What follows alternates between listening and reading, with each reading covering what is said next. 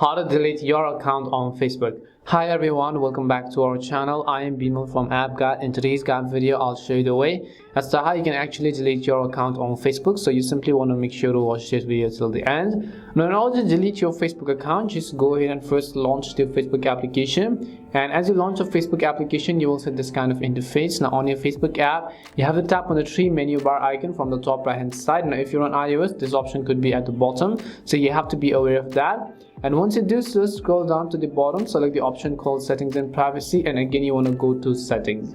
Once you go to settings, over here you'll find the option under account section that says access and control, so just tap on it.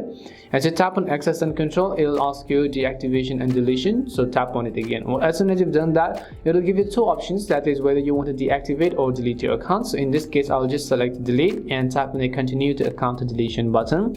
As I do that, it'll ask me for a confirmation one more time, so keep in mind that deleting your Facebook account will also delete your Oculus information if your Oculus account is connected to your Facebook account. So I'll just select the continue to deletion button. It will ask me for some other confirmation, so I'll just tap on continue as well.